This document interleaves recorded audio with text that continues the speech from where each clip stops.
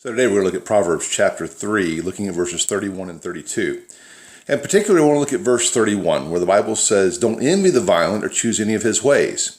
Well, the violent, we always think about guns and knives and bloodshed, and I have to say, that's not a temptation for me.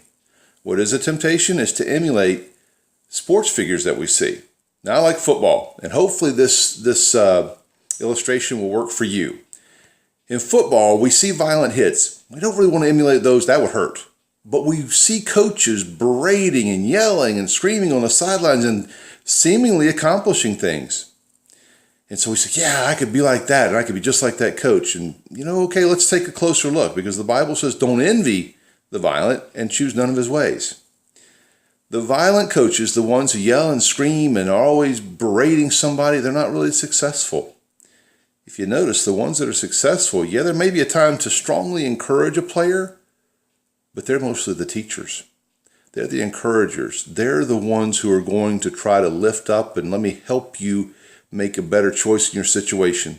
Two coaches come to mind: Nick Saban of the University of Alabama and Will Muschamp, now of the University of South Carolina. Muschamp, when he was at Florida, was constantly yelling at someone, and even was the defensive coordinator at Auburn this year, and you watch him and he was just always foul-mouthed, yelling, and not a pretty sight. Well, he's been unsuccessful and now is in his second job. Nick Saban, yeah, you can see him sometimes getting excited, but look back at the SEC championship game.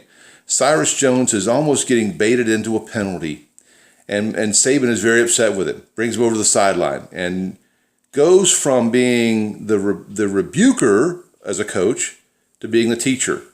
They flash to him a couple seconds later, and he's teaching him, if you get thrown out of this game, you have to miss the first half of the next game.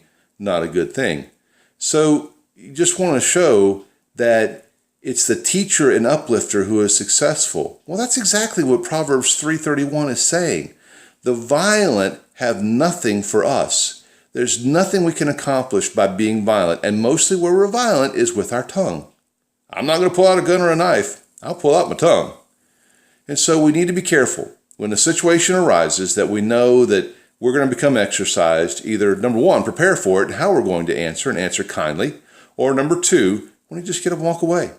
Excuse yourself, go to the restroom, do whatever it takes to make it to where you don't respond and you don't use words that are inappropriate or in an inappropriate manner. As believers, we need to choose none of the ways of the violent. By the way, verse 32, "For the Lord detests the perverse." I explained that in the writing. It's more than I could really cover right now. But just know this: when the situation of conflict arises, we are called to be meek, humble, kind, and loving. Build up and encourage rather than tear down. Your tongue is a weapon. Use it for good, not for violence. Want to read the whole devotional? Go to the link at the bottom of the page, and we'll see you tomorrow.